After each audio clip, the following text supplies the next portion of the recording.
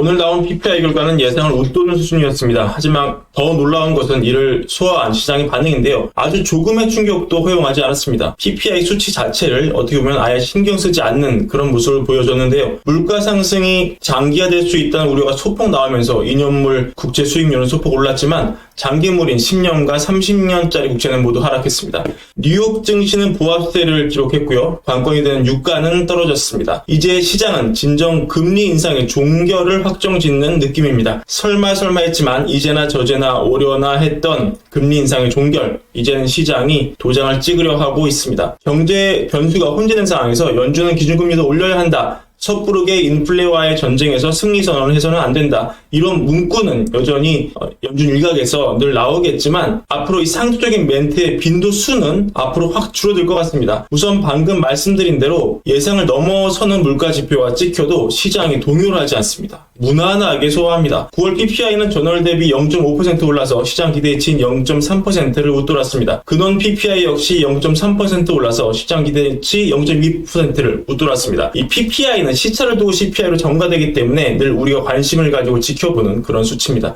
시장이 불안했다면, 금리 인상에 대한 불안감이 남아있었다면 경제지표 무엇인가가 흔들리는 모습을 보였을 텐데 그렇지 않았습니다. 시장이 웬만한 깜짝 숫자는 끄떡도 하지 않을 정도로 내공을 쌓았다는 것을 의미하는 것 같습니다. 시장 경제의 구조적 변화로 중립금리가 올랐으니 그에 따라 기준금리가 더 올라야 한다, 이런 얘기도 있었는데요. 여기에 대해서 메리 데일리 샌프란 연은 총재가 한 얘기를 통해서 연준의 시각 단편을 좀 읽어보겠습니다. 흔히 이렇게 얘기합니다. 5%가 새로운 중립금리가 아니지 않느냐, 누군가 5%를 새로운 중립금리라 하는데 이거 아니다. 나는 이렇게 본다. 나는 한 2.5에서 3 사이 어딘가가 명목 중립금리가 될 거라고 본다. 고작 해야 50bp 차이다. 250bp 차이가 아니지 않느냐. 내가 이걸 오랫동안 경제지표를 오랫동안 봐왔는데 꼭 이런 사람이 있더라. 매번 어떤 경기 침체에 들어가고 어떤 회복에 들어가고 하는데 세상이 근본적으로 변화했고 다시는 전과 같지 않을 것이라고 선언하는 사람들이 있다. 하지만 어떻다? 그것은 절대로 사실이 아니다.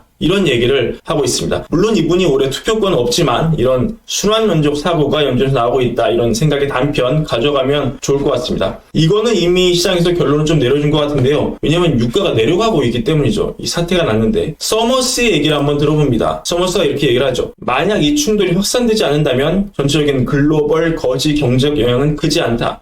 원유 가격에 일부 영향을 미칠 수 있고 미국 국채 같은 안전자산으로 이동하는 경향이 있을 수 있다. 하지만 확산되지 않는다면 효과는 크지 않을 것으로 예상한다. 그러나 확산에 대한 정보가 우리 없고 헤즈볼라와 관련된 어떤 정보도 없다. 물론 서머스 전 총재는 아직까지 이 충돌이 확산되지 않은 상태로 유지될 것이라고 확신할 수는 없지만 이렇게 얘기를 하면서 여지를 열어놓지만 이란이 이렇게 얘기를 또 하죠. 이란 최고 지도자 이 하메이니가 나와서 이스라엘 편을 드는 사람들은 이번 행동 배후에 이란이 있다는 소문을 퍼뜨리지만 그건 사실이 아니다. 그는 틀렸다고 공식 주장을 합니다. 이란에서 이분의 발언이면 이 절대 존엄이거든요. 거의 북한의 김정은급입니다.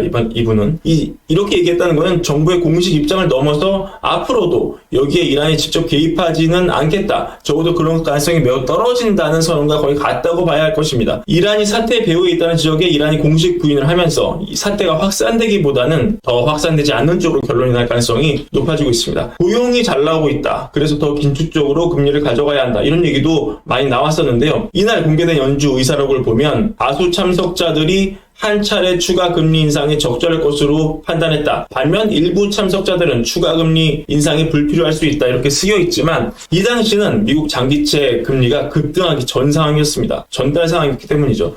하지만 이후 최근 들어 좀 내려가긴 했지만 장기채 금리가 급등을 하면서 연준이 굳이 금리를 올리지 않아도 시장이 알아서 긴축적으로 상황을 끌고 가는 그런 모습을 보여주고 있습니다. 연준이 해야 할 일을 시장이 이미 대신 해줬기 때문에 지금 만약 연준의 의사를 다시 묻는다면 반대로 다수 참석자들이 추가 금리 인상이 불필요하다. 일부 참석자들이 한 차례 추가 금리 인상이 적절할 것으로 본다. 이렇게 얘기할 확률이 매우 높겠습니다. 그렇기에 페드와치의 다음 달 금리 전망은 90%에 달할 정도로 동결을 지지하는 그런 모습을 보이고 있고 이는 올해 금리 인상이 한 차례도 없을 가능성이 높다는 걸 의미합니다. 자, 그러나 여러분 절대 착각하시면 안 되는 게 금리를 안 올린다고 해서 그게 금리 인하로 연결되지는 않는다는 것입니다. 왜냐? 경제가 안 좋아야 금리를 내리는데 고프의 경제가 너무 좋습니다. 모든 악재를 다 깨뜨릴 만큼 좋습니다. 이스라엘 사태를 격파할 만큼 좋습니다. 10일 나온 GDP 나우 전망치 보시면 3분기 실질 GDP 성장률이 5.1% 예상되면서 지난주 나온 4.9%에서 올랐습니다. 이런 식으로 계속 예상 추이가 오르고 있습니다. 지금 경제 국면을 보고 여러 가지 얘기가 나오고 있지만 신용카드 사용액, 학자금 대출 상한 시작 등 침체를 야기할 수 있는 여러 심증적인 데이터는 있지만 연준이 봤을 때 그리고 결론적으로 가장 중요한 건 결국 GDP 성장률 같은 직접적이고 명확한 데이터입니다. 이 데이터에 모든 게 포함되어 있기 때문이죠. 이후 열화를 막론하고